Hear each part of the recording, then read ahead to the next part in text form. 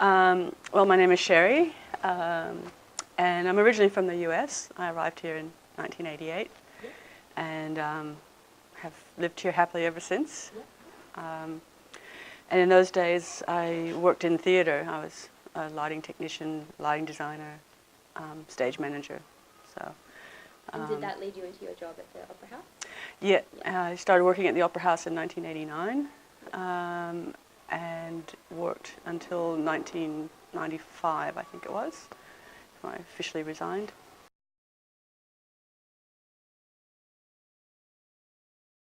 No, I've only been involved with the library since last year. I've been here just a little over a year now, volunteering 2 to 3 days a week, and I love it. I just so love it being here. So what is your role with the library? What do you do? I guess I'm a library assistant or library technician, which is what I'm studying to become. I'm studying at TAFE at the moment, my diploma. Yeah.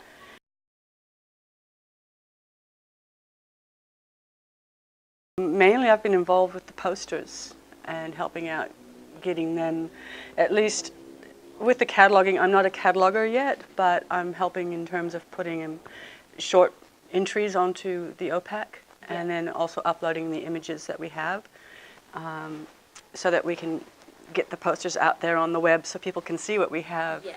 And then the cataloging is proceeding a pace behind that, because it's actually quite difficult, because most posters don't even have a date, or at least a year. So, and depending on which ones they are, there's some collectives, they worked collectively, they didn't sign individually, and so it's quite difficult in some cases for the catalogers to track down.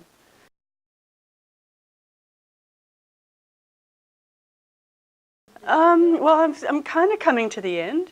I've pretty much got all of them up. We're also now, we've got a couple of women working on photographing, so making up the gaps of images. So I think we're about just 300 off of having images for every poster that we've got. So it's pretty exciting, I have to say. Yeah. And when I sort of fast added the 1600th and something poster, I was really quite pleased. And then when you kind of do a search and look at them all, it's just quite impressive. Yeah. And then through that, as I approached it, different issues would come up, and so I would start doing things in a better way, not knowing until you start doing, and then taking notes. So there's a few issues that have come up, so that I'll sit down to talk about, with the catalogers, and make some decisions around that. We've actually got a couple of e-posters, and we're going to start cataloging those and including those as part of our collection as well. So, and the thing about how our collection grows, it's really basically by what's given us. We don't have the means to buy anything, so it really is reliant on people donating works, posters, books, to us. But it's a good idea to check what we don't have and contribute, because that's always a good thing.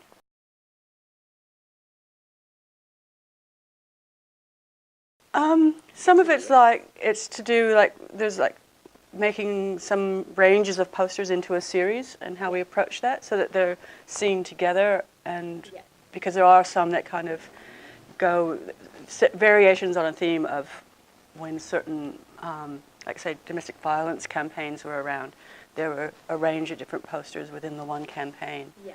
So how do we make that into a series, and just things, kind of technical things, I guess, like that.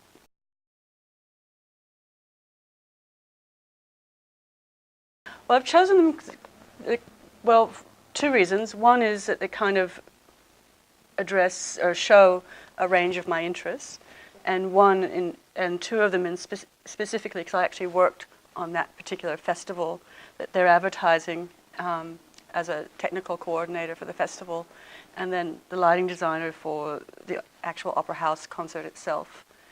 And was actually quite fun because it was the first time the concert hall had been filled exclusively with women. It was like 2000, so it was quite challenging, but it was really rewarding as well. And so the festival and conference took place over about two or 3 weeks, and the festival had a range of venues. So some of those I worked directly in, and some of those other women looked after it, but I coordinated all those efforts. And also, like for these posters also show just the beauty of the artwork and the graphics, and that's another reason I chose them. So the posters in this collection are just amazing. They're so beautiful. And the other thing is, it makes it, just the visual impact of them makes it sort of like really recognizable in terms of feminist struggle and like how ongoing it still is and how the issues are still present.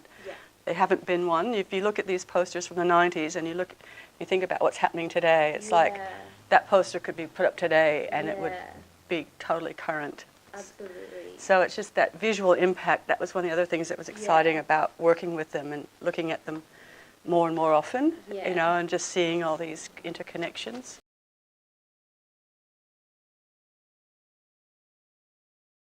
Oh, yes, because our stories are here, you know, we're maintaining these connections to our histories and herstories and showing that there's a continuum of action and struggle, and, you know, it's not like having to repeat ourselves over and over if we actually take advantage of the knowledge that's here.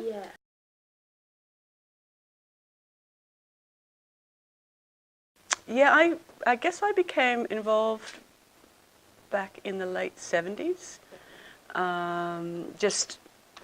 It was actually part of my coming out process, and I just started looking for books written by and about women, and that's how I discovered feminism. Before that, I'd been involved mainly in sort of the ecological movements and been very active in my town in that regard.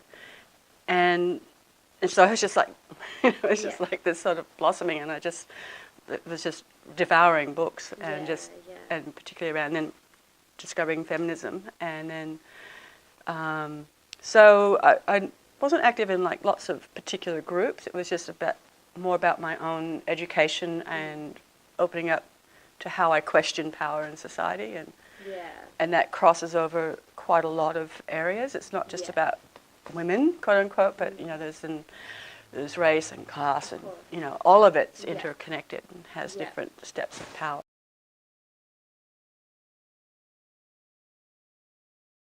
Well, I've been involved, like, you know, rallies and marches, and, you know, doing all of that sort of stuff through the years. And I've also been involved with women's centres on campuses, various universities I've attended, and been involved in one in particular was at and organising Women's History Month. And one year we had Angela Davis as our keynote speaker, so that was pretty exciting, meeting her. Yes. Oh my gosh. Yeah, I sat next to her at a table, so we were eating. That was a bit of a highlight, but she's an amazing woman. Really, just the power that emanates from her as a sense of, you know, herself, and her articulateness was just I've heard so much about her. Really inspiring.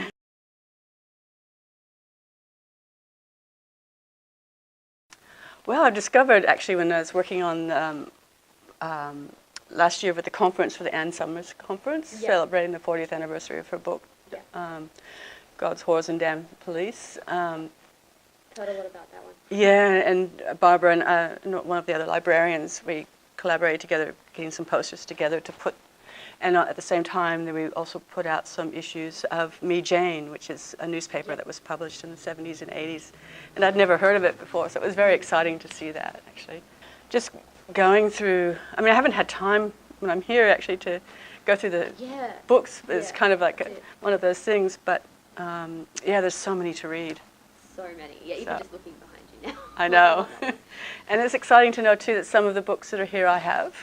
So there's a cross, you know, and then there's... Yeah, you're in the right place. Yeah.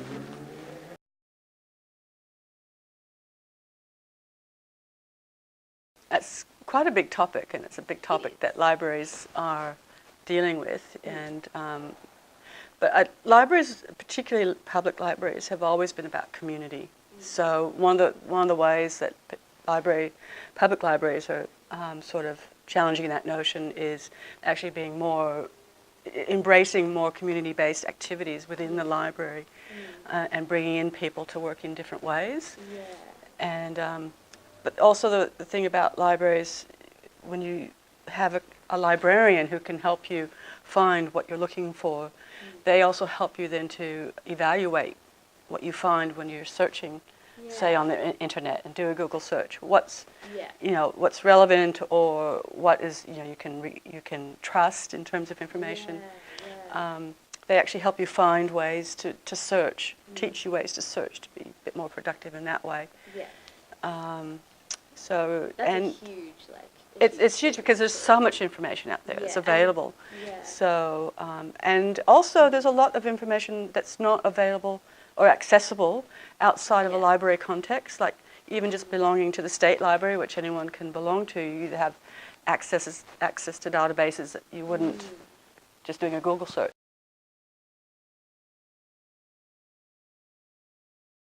Yes, because I think it was a few years before I came here that they changed library management systems, and so that's still having a bit of an impact in terms of learning it and it being accessible, and also that we're putting more online. We're wanting to make the library more accessible for those who are in remote areas who can't get in.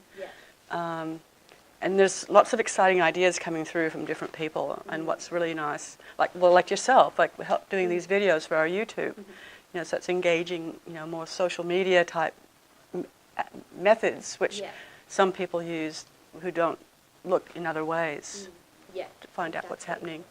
So I think libraries and librarians have always been involved with technology and embraced technology, and have been at the forefront of a variety of technologies in terms of doing what they do. So it's not something it's confronting in that sense. They're not like... it's just sometimes learning something new can be daunting.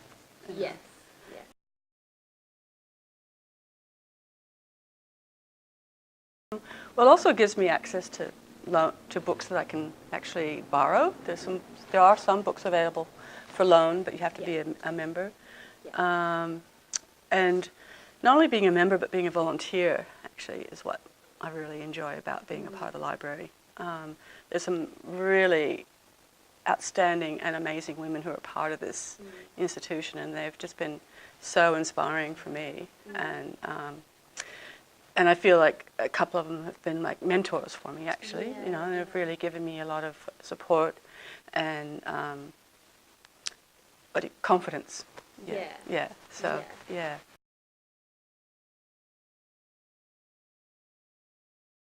Oh, so many things. Oh gosh, I mean, particularly, especially we feel like in sort of like a industrialized country where we have a lot of resources and we feel like we've achieved so much, and it's like, well, but at the same time, as a woman, and you really have to think twice about walking down the street at night in some places. It's like that there are still issues like at that basic level that are still need to be fought and worked on, and then the issues of pay, it's just still an ongoing, it really is, across the whole range of areas. Absolutely.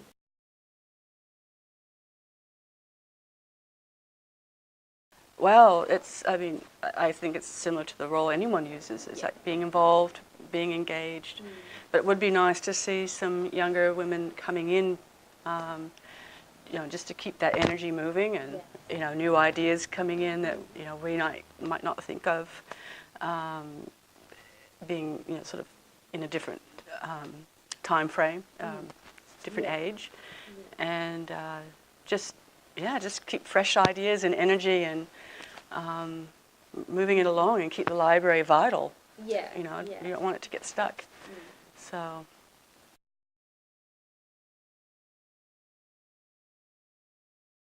That's that's a bit daunting. I guess just to stay connected with each other as people and human beings, and not lose that sense that we're actually together. There's too many forces trying to keep us separate. It's really important to be aware that we can make communities for ourselves and each other, and support each other, and not feel like we have to do everything on our own.